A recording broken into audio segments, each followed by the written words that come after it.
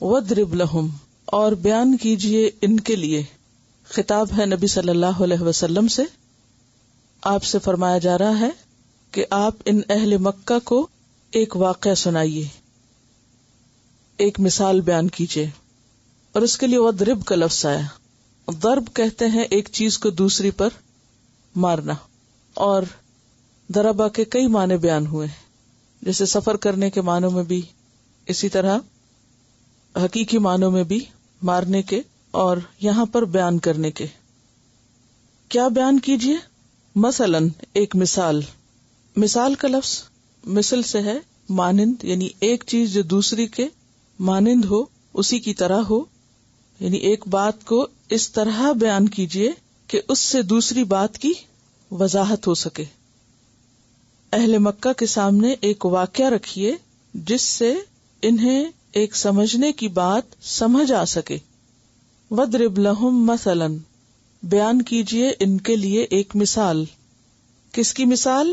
اصحاب القریتی، قریہ والوں کی، بستی والوں کی. اور اصحاب جمع ہے صاحب کی، اور مراد ہے یہاں ایک بستی کے رہنے والے. ایک بستی کے رہنے والوں کی مثال بیان کیجئے. بہت سے مفسرین کے نزدیک بستی کا نام بتایا گیا ہے انطاکیہ، جو ترکی کا ایک شہر ہے آج کل شام کی سرحد پر. لیکن قرآن نے بستی کا نام نہیں بتایا، اس لیے ہم یقین سے کچھ نہیں کہہ سکتے کہ واقعی یہ وہی بستی ہے یا کوئی اور بستی ہے. اور اس میں بھی ایک مصلحت ہے بستی کا نام نہ بتانے میں، کیونکہ اصل چیز تو واقع میں عبرت ہے، نہ کہ کسی جگہ میں. قرآن مجید میں جب بھی واقعات بیان کیے جاتے ہیں تو اس میں جگہوں کے نام یا لوگوں کے نام یا زمانہ کہ کس دور کا یہ واقعہ ہے، اس کو اسپیسیفائی نہیں کیا جاتا. کیوں؟ اس لیے کہ اصل مقصود اس واقعے سے عبرت پکڑنا ہے، نہ کہ اس دور سے یا اس جگہ سے یا اس شخص سے. تو نام جاننا ضروری نہیں تاکہ توجہ نہ بٹے، کیونکہ اگر نام بتا دیے جائیں تو پھر ساری دلچسپی کس میں ہو جاتی ہے؟ ناموں میں، شخصیتوں میں یا جگہوں میں. تو جو اصل مقصد ہے وہ پیچھے رہ جاتا ہے. اور پھر اصل مقصد کیا ہے؟ کہ اہل مکہ کو عبرت ہو. اور پھر یہ قرآن چونکہ صرف اہل مکہ کے لیے نہیں، ہم سب کے لیے بھی ہے، ہر دور کے لیے ہے، تو پھر عمومی طور پر اس مثال میں ہر بستی والوں کے لیے ایک سبق ہے. وَاضْرِبْ لَهُمْ مَثَلًا أَصْحَابَ الْقَرْيَةِ، کیا ہے اصحاب القریہ کا واقعہ یا قصہ؟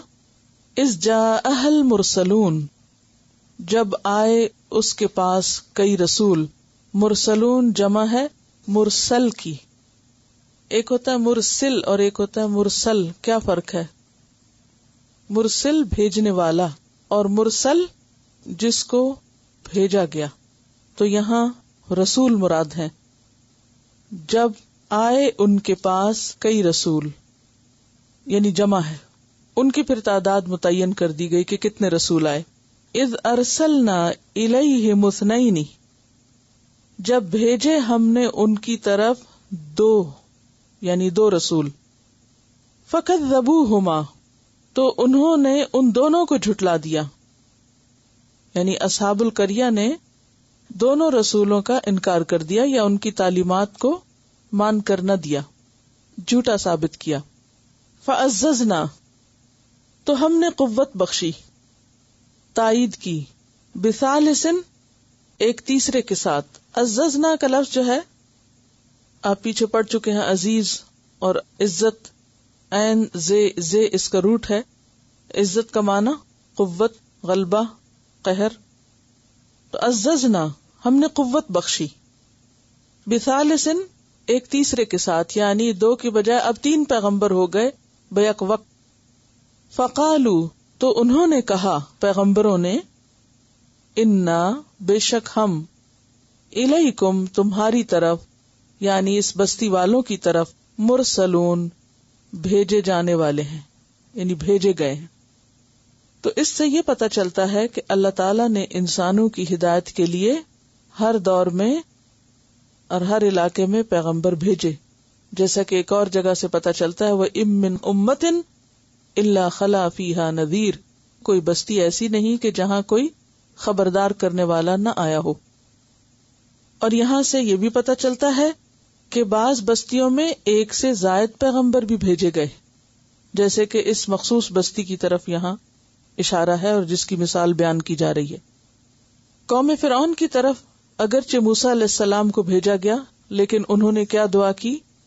وَاجْعَلْ لِي وَزِيرًا مِّنْ أَهْلِي هَارُونَ أَخِي اُشْدُدْ بِهِ أَزْرِي وَأَشْرِكْهُ فِي أَمْرِي، کہ میرا مددگار بنا میرے گھر والوں میں سے ہارون میرے بھائی کو، اور اس کے ذریعے میری کمر مضبوط کر اور اس کو میرے کام میں شریک کر۔ تو گویا قوم فرعون کی طرف بھی 2 بھیجے گئے، اور ویسے بھی 1 اکیلا اور 2 11 کی بات ہو جاتی ہے، ایک کو ایک سے قوت اور طاقت ہوتی ہے۔ کوئی بھی کام اگر مل جل کر کیا جائے تو وہ کام زیادہ بہتر طور پر ہوتا ہے۔ ایک انسان کی عقل ایک ہوتی، لیکن جب ایک کے ساتھ ایک اور شریک ہوتا ہے تو عقلی، روحانی اور مادی قوت میں اضافہ ہوتا ہے۔ عقلی قوت میں کیا ہے کہ ایک کی بجائے 2 لوگ سوچنے لگتے ہیں، اور 2 کی سوچ مل کر ایک بہتر سوچ یا ایک بہتر نتیجہ لاتی۔ اس میں ضروری نہیں ہوتا کہ دوسرا ہماری 100% موافقت کرے تو ہی بہتر ہوتا ہے۔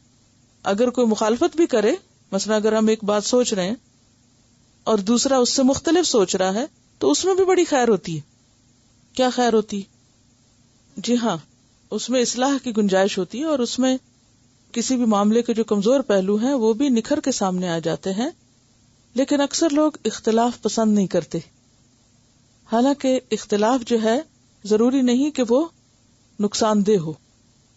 اگر ایک رائے کے ساتھ مختلف رائے بھی آ جائے تو ہو سکتا ہے وہ رائے پہلی رائے سے زیادہ بہتر ہو، تو اس لیے کبھی اس سے گھبرانا نہیں چاہیے۔ وسعت قلب اور وسعت ذہنی کا مظاہرہ کرتے ہوئے اپنا نقطہ نظر بھی سمجھانا چاہیے اور دوسرے کا بھی سمجھنے کی کوشش کرنی چاہیے۔ اور اگر ایک دفعہ آپ دل کھلا کر لیں تو اس سے کیا ہوتا ہے، بہت سے معاملوں کو سمجھنا آسان ہو جاتا ہے۔ تو یہاں آپ دیکھیے کہ 2 رسول پہلے بھیجے گئے، اور جب 2 لوگ کوئی کام مل کے کرتے ہیں تو بعض اوقات دونوں کے طریقہ کار میں بھی کچھ فرق ہوتا ہے۔ تو ایسی صورت میں تقسیم کار بہت ضروری ہوتی، یعنی جہاں لوگ اکٹھے ہو کر کام کریں، اور خاص طور پر لیڈرشپ کے رول پر، کیونکہ پیغمبر کا رول جو ہے وہ لیڈر کا رول ہوتا ہے۔ اور اگر ایک جگہ پر 2 لوگ ایک ہی پوزیشن میں یا ایک ہی سٹیٹس میں کام کر رہے ہوں تو پھر بعض اوقات مشکلات بڑھ جاتی ہیں۔ ایسی صورت میں احسن طریقہ کیا ہوتا ہے؟ تقسیم کار، ڈویژن آف ورک، کس کو کیا کرنا ہے، اور صلاحیت کے مطابق تقسیم کار، کہ جو شخص جو کرنے کا اہل ہو اس کو وہ کرنے دیا جائے، اس کے نتیجے میں کیا ہوگا؟ پروگرس زیادہ ہوگی۔ اور اگر 2 سے کام نہ بنے تو تیسرے کو بھی شریک کر لیا جائے، جیسے کہ یہاں پر اللہ تعالیٰ نے پہلے 2 بھیجے اکٹھے، جب دیکھا کہ ان کی بات نہیں سنی جا رہی تو ایک اور کو بھی بھیج دیا، اور پہلے 2 نے بالکل اعتراض نہیں کیا کہ ہم کم تھے، جب آپ نے ایک اور کو بھیج دیا، تیسرے کو بھی قبول کر لیا، اور ان سب نے مل کر کہا فَقَالُوا إِنَّا إِلَيْكُمْ مُرْسَلُونَ۔ اس کے باوجود قوم نہ مانی۔ قالو، وہ کہنے لگے، کون؟ بستی والے، ما انتم، نہیں تم، الا مگر، بشرن، انسان، مثلنا، ہماری طرح، ہم تمہاری بات کیوں نہیں مانتے؟ کیونکہ تم ہماری طرح کے انسان ہی تو ہو۔ دوسری بات، وما انزل الرحمن من شیء، اور نہیں نازل کی رحمان نے کوئی بھی چیز، ان انتم الا تکذبون، نہیں تم مگر جھوٹ بول رہے۔ تو انتہائی تکبر کے ساتھ انہوں نے پیغمبروں کی بات کو جھٹلا دیا اور ان کو جھوٹا قرار دیا، اور کہا یہ سب باتیں تم خود سے کر رہے ہو، اللہ کی طرف سے نہیں آئیں۔ ہر دور میں پیغمبروں کا انسان ہونا لوگوں کے ان کو جھٹلانے کا سبب بنتا رہا، اور ہر دور کے لوگ یہی بہانہ کر کے کہ تم ہمارے جیسے ہی تو ہو، ہم کیوں مانے تمہاری بات۔ یہ بات لوگوں کے حق کو جھٹلانے میں ہمیشہ ایک بہت اہم رول پلے کرتی رہی ہے. اس بارے میں قرآن پاک میں بے شمار آیات پائی جاتی ہیں. متعدد مقامات پر انسانوں کی بشریت کو چیلنج کیا گیا. مثلاً ایک جگہ کہا گیا ما لہذا الرسول یأکل الطعام ویمشی فی الاسواق. یہ کیسا رسول ہے کہ جو کھانا بھی کھاتا ہے اور بازاروں میں چلتا ہے. تو ہم اس کی بات کیسے مان لیں جو ہماری ہی طرح کا ہے، جس کو مختلف کاموں کی ضرورت ہے، یعنی جو ہماری طرح محتاج ہے کھانے پینے کا، خرید و فروخت کرنے کا. سورۃ الفرقان کی آیت 7 ہے. اسی طرح اللہ سبحانہ وتعالی ایک اور جگہ لوگوں کی اس نفسیات کو اس طرح بیان فرماتے ہیں سورۃ بنی اسرائیل 94 میں وَمَا مَنَعَ النَّاسَ أَن يُؤْمِنُوا إِذْ جَاءَهُمُ الْهُدَى إِلَّا أَن قَالُوا أَبَعَثَ اللَّهُ بَشَرًا رَسُولًا. اور نہیں روکا لوگوں کو ایمان لانے سے جب بھی ان کے پاس ہدایت آئی، مگر اس بات نے کہ انہوں نے کہا ابعث اللہ بشرا رسولا، کیا اللہ نے ایک بشر کو رسول بنا کے بھیج دیا؟ تو جو ہمارے طرح کا انسان ہے ہم اسے نہیں مان سکتے. سورۃ تغابن آیت 6 میں آتا ہے ذالک بأنہ کانت تأتیہم رسلہم بالبینات فقالوا ابشر یہدوننا، کہ روشن دلائل آنے کے باوجود انہوں نے کیا بہانہ کیا؟ ابشر یہدوننا، کیا انسان ہماری ہدایت کا ذمہ لے رہے ہیں، انسان ہم کو ہدایت دیں گے. سورۃ الانعام 91 میں فرمایا وما قدر اللہ حق قدرہ، انہوں نے اللہ کی قدر ہی نہیں پہچانی جیسا کہ اس کی قدر کا حق تھا. اذ قالوا ما انزل اللہ علی بشر من شیء، جب انہوں نے کہا کہ اللہ نے کسی بشر پہ کچھ بھی نازل نہیں کیا. تو گویا انہوں نے اللہ کی حکمت کو، اللہ کی قدرت اور اللہ کی عظمت کو چیلنج کر دیا، کیونکہ یہ تو اللہ کا فیصلہ ہے کہ وہ کسی انسان کو رسول منتخب کرے. سورۃ ابراہیم آیت 10 میں آتا ہے قالوا ان انتم الا بشر مثلنا، انہوں نے کہا کہ تم تو ہمارے ہی جیسے انسان ہو. تریدون ان تصدونا عما کان یعبد آباؤنا، تم چاہتے ہو کہ تم ہمیں ہمارے باپ دادا کے طریقے سے روک دو. فأتونا بسلطان مبین، کوئی کھلی دلیل لاؤ تو ہم مانے. رسولوں نے کیا جواب دیا؟ قالت لہم رسلہم ان نحن الا بشر مثلکم، کہ ہاں واقعی ہم تمہاری طرح کے انسان ہیں. ولکن اللہ یمن علی من یشاء، لیکن اللہ جس پر چاہتا ہے احسان کرتا ہے، بندوں میں سے جسے چاہتا ہے اپنے کام کے لیے چن لیتا ہے. ویسے عجیب بات ہے، دنیا کے باقی کاموں میں تو ہم کبھی اعتراض نہیں کرتے. مثلاً اگر ہم بیمار ہیں اور کسی ڈاکٹر کے پاس علاج کے لیے جاتے ہیں تو یہ نہیں کہتے کہ تم ہمارا کیا علاج کرو گے، ہماری ہی طرح کے انسان تو ہو. اگر گھر میں کوئی چیز خراب ہوتی ہے اور آپ ٹھیک کرنے کے لیے بلاتے ہیں کسی کو، تو اسے یہ تھوڑی کھڑے ہو کے کہتے ہیں کہ تم بھلا کیا ٹھیک کرو گے، ہماری طرح کے انسان تو ہو. کسی کو بھی ہم یہ نہیں کہتے. لیکن چونکہ ہدایت کی بات لوگ قبول نہیں کرنا چاہتے، لہذا ان پر اللہ کی طرف سے جو رہنمائی آتی ہے اس کو ماننے سے انکار کرتے ہیں اور کہتے ہیں ہماری طرح کے انسان ہو، تمہاری کیا خوبی ہے اور تمہاری کیا برتری ہے اور تمہیں ہم کیوں اہمیت دیں. اور اس طرح پیغمبروں کی خاص علامات ہوتے ہوئے بھی، یعنی جس طرح ہر پیشے والے کی خاص علامت ہوتی ہے نا، اس سے پہچانا جاتا ہے، تو پیغمبر بھی اپنی قوم کے پہچانے ہوئے افراد ہوتے ہیں. وہ ہوتے ہوئے انسان ہیں مگر عام انسانوں سے اپنے اخلاق میں، کردار میں، اپنی باتوں میں اور جو کچھ وہ پیش کرتے ہیں اس میں بہت مختلف ہوتے ہیں. فرق صاف پتہ چل رہا ہوتا ہے، لیکن چونکہ وہ چیز ماننا نہیں چاہتے جو وہ لاتے ہیں، لہذا کوئی بھی بہانہ کر کے ان کو جھٹلا دیتے ہیں اور پھر آپس میں بھی سرگوشیاں کرتے. وَأَسَرُّ النَّجْوَ الَّذِينَ ظَلَمُوا هَلْ هَذَا إِلَّا بَشَرٌ مِثْلُكُمْ أَفَتَأْتُونَ السِّحْرَ وَأَنْتُمْ تُبْصِرُونَ. پھر اسی طرح سورۃ المؤمنون آیت 24 میں آیا مَا هَذَا إِلَّا بَشَرٌ مِثْلُكُمْ يُرِيدُ أَن يَتَفَضَّلَ عَلَيْكُمْ وَلَوْ شَاءَ اللَّهُ لَأَنزَلَ مَلَائِكَةً. اگر اللہ چاہتا تو فرشتے اتارتا. مَا سَمِعْنَا بِهَذَا فِي آبَائِنَا الْأَوَّلِينَ. لیکن اللہ تعالیٰ نے فرشتے کیوں نہیں اتارے؟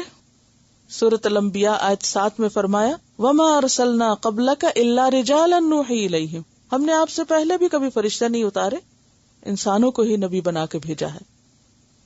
اور بنی اسرائیل میں اس کی مزید وضاحت فرمائی کہ چونکہ زمین پر انسان بستے ہیں اس لیے پیغمبر بھی انسان ہی ہیں۔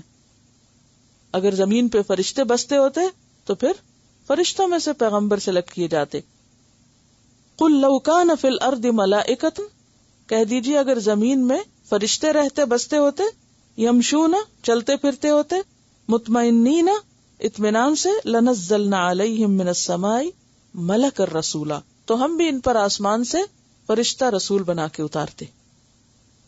تو چونکہ انسانوں کو اپنے جیسے انسانوں کے طریقہ کار سے زیادہ رہنمائی مل سکتی ہے، اس لیے اللہ نے اپنی حکمت کے تحت انسانوں ہی کو رسول بنا کر بھیجا، اور یہ بات ہر دور کے انسانوں کے لیے ہدایت کے راستے میں رکاوٹ بنی رہی۔ اگلوں پچھلوں کی نفسیات ایک ہی تھی، قالوا ما انتم الا بشر مثلنا، اور دوسری بڑی بات یہ کہ وما انزل الرحمن من شیء، اس کو کہتے ہیں کبر۔ کبر کیا ہوتا ہے؟ بطر الحق، حق کا انکار، ہم مانتے ہی نہیں، یہ جو تم پیش کر رہے ہو ہم اسے اللہ کا کلام نہیں مانتے، اور ان کو الٹا جھوٹا قرار دیا۔ پیغمبروں نے کیا کہا؟ قالوا ربنا یعلم، انہوں نے کہا ہمارا رب خوب جانتا ہے، انا الیکم لمرسلون، بے شک ہم تمہاری طرف البتہ رسول بنا کے بھیجے گئے۔ اب دیکھیے کہ پہلے پیغمبروں نے کیا کہا؟ فقالوا انا الیکم مرسلون، بہت آرام سے بات کی کہ ہم تمہاری طرف رسول بنا کر بھیجے گئے۔ جب انہوں نے جھٹلا دیا تو پیغمبروں کا جواب کیا تھا؟ نمبر 1 ربنا یعلم، نمبر 2 انا الیکم، اور نمبر 3 لمرسلون، 3 مؤکدات ہیں۔ اس کو کہتے ہیں حکمت، کہ جب بات نارمل طریقے سے ہو رہی ہو تو دلیل بھی اس کے مطابق ہوگی، اور جب بات میں یعنی مخالف کی بات میں شدت ہے تو پھر جواب میں بھی ویسے ہی دلائل زیادہ ہوں گے۔ تو اس لیے دوسرے مرحلے پر جواب میں زیادہ شدت پائی جاتی ہے۔ ربنا یعلم، تم نہیں مانتے نہ مانو، ہمارے رب کو تو پتا ہے جس نے ہمیں بھیجا۔ انا، بے شک ہم، یقیناً ہم، الیکم لمرسلون، لام یہاں تاکید کا ہے، البتہ رسول ہی ہیں، جیسے کہ سورۃ العنکبوت آیت 52 میں آتا ہے، قل کفا باللہ بینی وبینکم شہیدا، کہہ دیجئے میرے اور تمہارے درمیان اللہ گواہ ہے، اللہ کی گواہی کافی ہے۔ وہ اللہ یعلم ما فی السماوات والارض، جو آسمان و زمین کی ہر چیز کو جانتا ہے۔ وما علینا الا البلاغ المبین، اور نہیں ہے ہمارے ذمہ مگر پہنچا دینا کھلم کھلا، واضح طور پر۔ یہ کس کا قول ہے؟ پیغمبروں کا، کہ ہماری کیا ذمہ داری ہے کہ ہم تمہیں بات پوری طرح پہنچا دیں۔ آگے ہدایت دینا تم کو ہماری ذمہ داری نہیں، تم مانتے ہو یا نہیں مانتے ہمیں کوئی غرض نہیں، ہمیں اپنا فرض پورا کرنا ہے۔ اور بلاغ جو ہے یہ مصدر ہے، بلغ یبلغ سے، اور یہاں بمانا تبلیغ استعمال ہوا ہے، جیسے کلمہ یکلمو سے کلام مصدر ہے فعال کے وزن پر، اور بلاغ کا معنی ہوتا ہے مقصد اور منتہا تک، منزل تک پہنچنا، یعنی آخری حد تک پہنچنا، یعنی اپنی ڈیسٹینیشن پر پہنچ جانا۔ جیسے ایک اور جگہ پر بھی آتا نا، ھذا بلاغ للناس، یہ بلاغ ہے یعنی آخری حد تک پہنچانا ہے لوگوں کے لیے۔ فإنما علیک البلاغ وعلینا الحساب، آپ کے ذمہ ہے پہنچانا اور حساب لینا کس کے ذمہ ہے؟ اللہ کے۔ وما علینا الا البلاغ المبین، اور صرف بلاغ نہیں بلکہ کیسا بلاغ؟ صاف صاف، واضح، کھلا، کلیئر، روشن، پورا پورا۔ تو اس سے ایک داعی کی یا اللہ کی طرف بلانے والے کی کیا ذمہ داری سمجھ میں آتی ہے؟ دیانت، امانت، کہ جو اس کو دیا گیا ہے وہ پورا پہنچائے۔ یا ایھا الرسول بلغ ما انزل الیک من ربک، اے رسول پہنچا دیجئے جو بھی آپ کی طرف اتارا گیا آپ کے رب کی طرف سے. یعنی حق کو کھول کر صاف صاف بتا دینا چاہیے، خواہ کسی کو اچھا لگے یا برا لگے، کوئی مانے یا نہ مانے.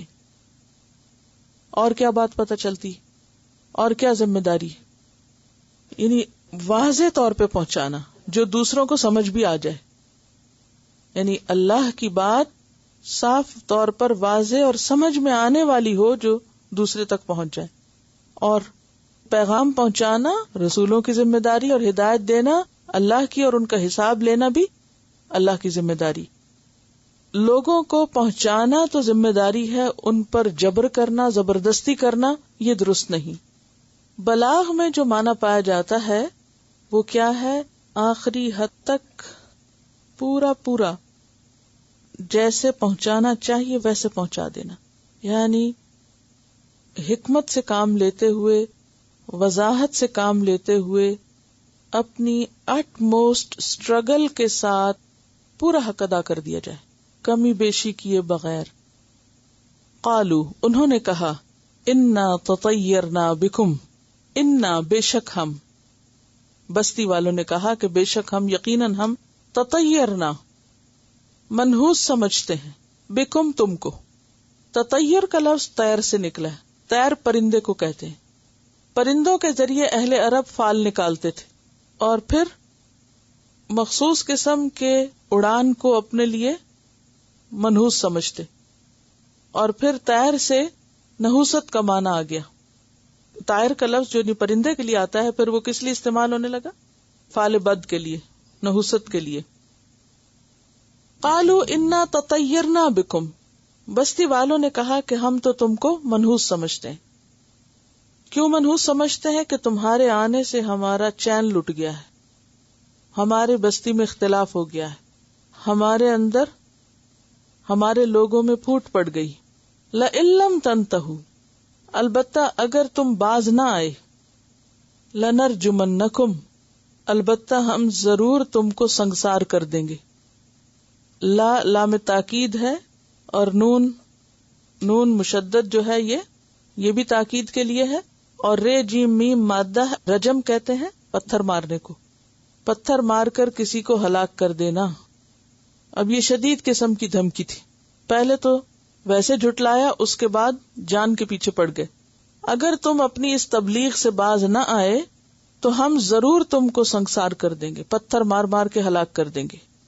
وَلَا يَمَسَّنَّكُمْ، اور البتہ ضرور پہنچے گا تم کو، مس چھونا، ضرور چھوئے گا تم کو، منا ہماری طرف سے، عذاب علیم، دردناک عذاب، ہم تم کو سخت سزا دیں گے، برا مزہ چکھائیں گے، باز آ جاؤ. اب سوچنے کی بات یہ ہے کہ پیغمبروں کا قصور کیا تھا جس پر انہیں اتنی سخت دھمکی دی جا رہی؟ صرف یہی تھا نا کہ انہوں نے لوگوں کو اللہ کی طرف بلایا. جیسا کہ سورۃ غافر آیت 28 میں آتا ہے کہ قوم فرعون میں سے ایک شخص اٹھا اور اس نے اپنی قوم کو نصیحت کی کہ اتقتلون رجلا ان یقول ربی اللہ، تم ایسے شخص کو قتل کرنا چاہتے ہو جو کہتا ہے کہ میرا رب اللہ ہے. وقد جاءکم بالبینات من ربکم، حالانکہ وہ تمہارے پاس تمہارے رب کی طرف سے کھلی کھلی نشانیاں لے کر آیا ہے. وَإِن يَكُ كَاذِبًا فَعَلَيْهِ كِذْبُهُ، اگر وہ جھوٹا ہے تو اس کا جھوٹ اسی پر. وَإِن يَكُ صَادِقًا، اور اگر وہ سچا ہے، يُصِبْكُمْ بَعْدُ الَّذِي يَعِدُكُمْ، تو پہنچے گا تم کو بعض وہ جس کا وہ تم سے وعدہ کر رہا ہے. یعنی تم اس کی بات کیوں نہیں مانتے؟ کیونکہ وہ تم کو اللہ کی طرف بلا رہا ہے. اس کی بات میں آخر مشکل کیا ہے؟ قَالُوا طَائِرُكُمْ مَعَكُمْ، پیغمبر ان کی دھمکیوں سے بالکل مروب نہیں ہوئے، بالکل نہیں ڈرے، خوف زدہ نہیں ہوئے، اور ان کے کہنے میں نہیں آئے. جب انہوں نے کہا کہ تم منحوس ہو، کہا تمہاری نحوست تو تمہارے اپنے ساتھ لگی ہوئی ہے. طائرکم معکم، کیوں؟ ہر انسان کا طائر کہاں ہے؟ وکل انسان الزمناہ طائرہ فی عنقہ، ہر انسان کی نحوست اس کے اپنے گلے میں لٹک رہی ہے. دوسروں کو منحوس کہنے والے بعض اوقات اپنی نحوست کو بھول جاتے ہیں. اَإِن ذُكِّرْتُمْ، یہ باتیں تم اس لیے کر رہے ہو کہ تم کو نصیحت کی گئی ہے، یعنی جرم صرف اتنا ہے کہ تم کو صحیح رستے پہ آنے کے لیے کہا گیا ہے. بل انتم قوم مسرفون، بلکہ تم حد سے بڑھے ہوئے لوگ ہو، مسرف ہو. اب دیکھیے کہ پیغمبروں پر جب الزامات لگائے گئے تو ان کا جواب کیا تھا.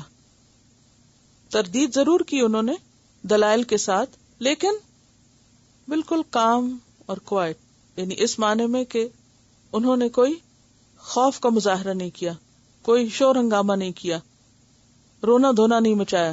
کیا کہا؟ طائرکم معکم، تم سمجھتے نہیں ہو، تم ہمیں منحوس کہتے ہو. بات یہ ہے کہ ہر انسان کی نحوست اس کے اپنے ساتھ ہے، اور ہر انسان کی نحوست اس کے عمل کی وجہ سے. اور پھر انہیں سمجھ آ رہی تھی کہ یہ مخالفت کیوں ہو رہی ہے. اَإِن ذُكِّرْتُمْ، تم ہمارے جان کے پیچھے اس لیے پڑ گئے ہو کہ تمہیں ہم نے نصیحت کی ہے، کیونکہ اگر پیغمبر نصیحت نہ کرتے تو کوئی مخالفت نہ ہوتی. بل انتم قوم مسرفون، بلکہ تم حد سے بڑے ہوئے لوگ ہو. مسرف کا لفظ کس سے ہے؟ اسراف سے. اسراف ہوتا ہے حد سے بڑھ جانا، یعنی غلط کام بھی تم کرتے ہو اور الزام بھی ہمیں دیتے ہو. کیونکہ جو مسرف ہوتا ہے نا، حدیں توڑنا چاہتا ہے، اس کو پیغمبروں کی بات اچھی نہیں لگتی. ذرا سوچئے تھوڑی دیر کے لیے کہ لوگ اچھی بات کی مخالفت کیوں کرتے ہیں؟ پیغمبروں کی مخالفت کیوں ہوئی؟ کیونکہ انہوں نے آ کر لوگوں کو حد پر رہنا سکھایا کہ اپنی حدود کے اندر رہو، حدیں نہ پھلانگو. کیونکہ عام طور پر لوگ اپنی خواہشات کی پیروی کرنا چاہتے ہیں، اور اسراف کیا ہے؟ اعتدال سے ہٹنا. ہر چیز میں ہمارے دین نے ہمیں اعتدال سکھایا ہے. کھانے پینے، سونے جاگنے، شادی بیاہ، تعلقات، مال کمانے، خرچ کرنے، ہر چیز کے معاملے میں اعتدال سکھایا ہے. لیکن شیطان انسان کو ہمیشہ کیا کرتا ہے؟ حد سے بڑھنے کی ترغیب دیتا ہے. اور انسان کا نفس بھی کیا چاہتا ہے؟ انسان کی خواہشات کا بھی کیا تقاضا ہوتا ہے کہ وہ اپنی خواہشات کو فلفل کرنے کے لیے کسی حد پر رکنا نہیں چاہتا. مثلا لذت کے حصول کے لیے ہر کام کرنا چاہتا ہے، چاہے وہ حلال ہو یا حرام ہو، جائز ہو یا ناجائز ہو، کسی کا اس میں فائدہ ہو یا نقصان ہو. ساری حدیں توڑنا چاہتا ہے، انسانی، عقلی، اخلاقی، قانونی، تاکہ وہ صرف اپنی ہوس کی تکمیل کر سکے. ہر دور میں ہوتا رہا، کیونکہ شیطان کا طریقہ یہی رہا ہے. اور جب بھی کوئی ان حدود کی نشاندہی کرے گا تو اس کی مخالفت ہوگی. آج بھی آپ دیکھیں کہ بسا اوقات آزادی کے نام پر، حقوق کے نام پر بہت سی انسانی اخلاقی حدوں کو پامال کیا جاتا ہے. اور جب بھی کوئی شخص اس کی طرف توجہ دلائے تو جو نفس پرست ہوتے ہیں ان کی نظروں میں مبغوض بن جاتا ہے. اور اس کی بے شمار مثالیں آپ ملیں گی آپ کو. پیغمبروں کے ساتھ تو ہمیشہ ہوتا ہی رہا، لیکن پیغمبروں کے علاوہ بھی ہر سوسائٹی کے اندر کوئی بھی لوگ، خواہ وہ اس سوسائٹی کے اپنے لوگ ہوں یا پھر کوئی دوسرے ہوں، ان کی ہمیشہ مخالفت ہوئی. پچھلے دنوں مجھ سے کوئی ذکر کر رہا تھا کہ ابارشن کے خلاف جن لوگوں نے تحریک چلائی یا جن لوگوں نے لوگوں کو اویئرنس دی، ان کی ایسی ایسی مخالفت ہوئی کہ ان کو جان کی دھمکیاں اور ان کو ہر طرح کے ٹارچر سے گزرنا پڑا. حالانکہ وہ کوئی اسلام اور غیر اسلام کا معاملہ نہیں تھا، صرف ایک اخلاقی حدود کا معاملہ تھا. اسی طرح اور بھی بہت سے ایشوز ہو سکتے ہیں. تو قرآن ایک مثال ہے، ایک سبق ہے ہم سب کے لیے. اور سبق کیا ہے کہ جب بھی کوئی شخص لوگوں کو اسراف چھوڑنے کے لیے کہے گا، خواہ وہ شادی بیاہ میں کیوں نہ ہو، تو سب لوگ اس کے پیچھے پڑ جائیں گے کہ اب تم چاہتے ہو کہ ہم کھانا پینا بھی چھوڑ دیں، اب ہم پہننا اوڑھنا بھی چھوڑ دیں. تو مصرفین کو کبھی بھی نصیحت اچھی نہیں لگتی اور وہ نصیحت کرنے والوں کے پیچھے پڑ جاتے ہیں. بل انتم قوم مسرفون. اور جہاں تک پیغمبروں کو منحوس بتانے کا تعلق ہے تو یہ صرف ان کے ساتھ نہیں ہوا، خود حضرت موسیٰ علیہ السلام کے ساتھ ہوا. سورۃ الاعراف میں آتا ہے وَإِن تُصِبْهُمْ سَيِّئَةٌ يَطَّيَّرُوا بِمُوسَىٰ وَمَن مَّعَهُ. جب ان پہ کوئی مشکل آتی تو وہ موسیٰ اور اس کے ساتھیوں کو منحوس بتانے لگتے کہ ان کی وجہ سے مصیبت آئی ہے. قوم سمود نے اپنے پیغمبر سے کیا کہا؟ سورۃ النمل آیت 47 اطَّيَّرْنَا بِكَ وَبِمَن مَّعَكَ. ہم تجھے اور تیرے ساتھیوں کو منحوس سمجھتے ہیں. خود نبی صلی اللہ علیہ وسلم سے کیا کہا گیا؟ سورۃ النساء میں آتا ہے وَإِن تُصِبْهُمْ سَيِّئَةٌ يَقُولُوا هَذِهِ مِنْ عِنْدِكَ، جب ان پہ کوئی تکلیف آتی ہے تو کہتے ہیں یہ تو آپ کی وجہ سے آئی. تو یہ بھی لوگوں کا طرز عمل رہا ہے، یعنی کچھ لوگ تو سرے سے جھٹلا دیتے ہیں، کچھ لوگ دھمکیوں پہ اتر آتے ہیں، اور کچھ لوگ اور قسم کی الزام تراشی کرنے لگتے ہیں. اور وہ کیا ہے کہ یہ اللہ کا نام اور اللہ کا پیغام پہنچانے والے دنیا میں نحوست پھیلا رہے ہیں.